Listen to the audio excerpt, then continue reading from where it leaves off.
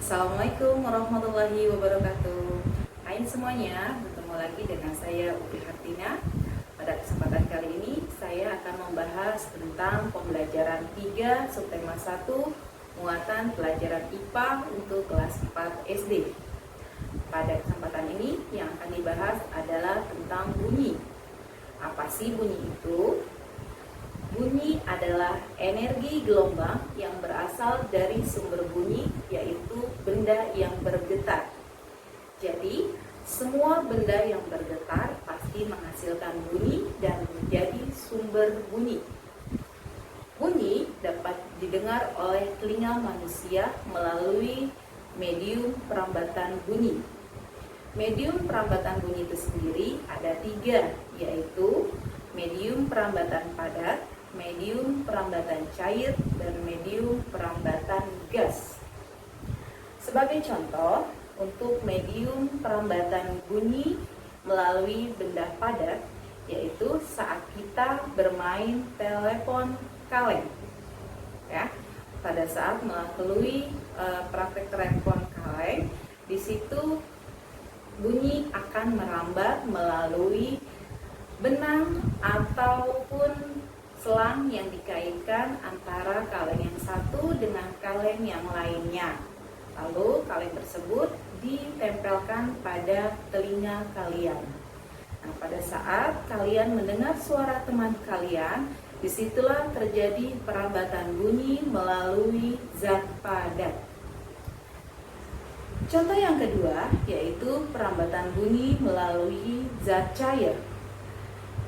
Pada perambatan bunyi zat cair, bisa kalian ambil contoh saat kalian mendengarkan melalui corong yang wadahnya dipukul oleh batu. Nah, pada saat air yang ada di wadah dipukul oleh batu dan kamu mendengarkannya melalui corong yang diletakkan atau didekatkan dengan wadah airnya, maka suara tersebut akan terdengar di telinga kalian. Nah, contoh seperti itulah yang disebut perambatan melalui zat cair. Contoh perambatan bunyi selanjutnya adalah perambatan bunyi melalui zat gas. Contohnya banyak sekali, seperti kamu mendengar suara lonceng saat kamu berbicara dengan orang lain, saat kamu mendengar suara ledakan, dan lain sebagainya. Nah, saat itulah bunyi yang kamu dengar sedang merambat melalui medium perantaranya, yaitu gas. Ya, padahal kamu tidak ada di tempat sumber bunyi tersebut, tapi kamu dapat mendengarnya. Itulah yang dimaksud dengan medium perantara melalui zat gas. Nah, selanjutnya, jika berbicara tentang bunyi, maka kalian harus tahu sifat-sifat bunyi itu sendiri. Apa saja sih sifat-sifat bunyi itu? Sifat bunyi yang pertama adalah bunyi dapat merambat melalui zat padat, zat cair, dan zat gas, seperti yang tadi sudah dicontohkan. Kemudian sifat bunyi yang kedua, bunyi dapat diserap dan dipantulkan. Sifat bunyi yang ketiga, bunyi dapat dibiaskan. Dan yang keempat, bunyi termasuk gelombang longitudinal. Nah, pada kesempatan yang pertama ini yang akan dibahas adalah bunyi dapat diserap. Ya. Bunyi dapat diserap oleh benda-benda yang permukaannya lunak. Contohnya karpet, kain, busa, wol, dan masih banyak lagi. Nah, adapun contoh benda yang dapat menyerap bunyi itu sendiri disebut sebagai peredam bunyi.